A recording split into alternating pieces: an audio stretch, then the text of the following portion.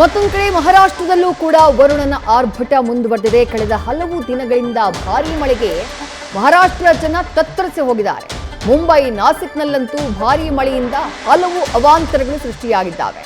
ರಸ್ತೆಗಳು ಕೆರೆಯಂತಾಗ್ಬಿಟ್ಟಿದ್ದಾವೆ. ವಾಹನ ಸವಾರರು ಅದೇ ಕೆರೆನಲ್ಲಿ ಪರದಾಡುವಂತಹ ಪರಿಸ್ಥಿತಿ.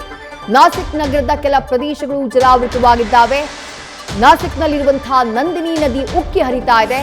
ಏಕಾಏಕಿ ನಗರಕ್ಕೆ ನುಗ್ಗಿಬಿಟ್ಟಿದೆ ನಂದಿನಿ ನದಿ. ಆ ನಂದಿನಿ ನದಿಗೆ ಮಹಿಳೆಯೊಬ್ಬರು ಪೂಜೆ ಸಲ್ಲಿಸಿದಂತಹ ದೃಶ್ಯಗಳು ಕಂಡುಬಂದಿದೆ. ನಾಸಿಕ್ ತ್ರಿಯಂಬಕೇಶ್ವರ ರಸ್ತೆ ಜಲಾವೃತವಾಗಿ ಸಂಚಾರವೇ ಬಂದಾಗಿದೆ. ರಸ್ತೆ ಕಾಮಗಾರಿಗಾಗಿ ಅಗೆದ ಭಾಗದಲ್ಲಿ ಮಳೆ ನೀರು ಸಂಗ್ರಹವಾಗಿ ವಾಹನಗಳು ಸಿಕ್ಕಾಕೊಂಡು ಒಟ್ಟಾರೆಯಾಗಿ ಜನ ಪರದಾಡುವಂತಹ ಸ್ಥಿತಿ ನಿರ್ಮಾಣವಾಗಿದೆ.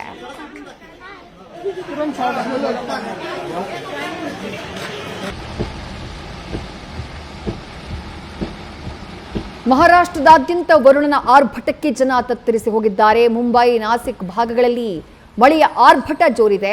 ರಸ್ತೆಗಳು ಜಲಾವೃತವಾಗಿದ್ದಾವೆ. ರೆಸಿಡೆನ್ಷಿಯಲ್ ಏರಿಯಾಗಳು ಜಲಾವೃತವಾಗಿದ್ದಾವೆ. ತಗ್ಗು ಪ್ರದೇಶಗಳಿಗೆ ನೀರು ನುಗ್ಗಿದೆ. ನುಗ್ಗಿರುವಂತಹ ನೀರಿನಲ್ಲಿ ಹಾವುಗಳ ಎಂಟ್ರಿ ಕೂಡ ಆಗ್ತಾ ಇದ್ದು ಜನ ಹೈರಾಣಾಗ್ಬಿಟ್ಟಿದ್ದಾರೆ. ವಿಷ ಜಂತುಗಳಲ್ಲಿ ಮನೆಯ ಒಳಗೆ ಎಂಟ್ರಿ ಕೊಟ್ಟು ಬಿಡ್ತಾವು ಅಂತ ಹೇಳಿ ಭಯಭೀತರಾಗಿದ್ದಾರೆ.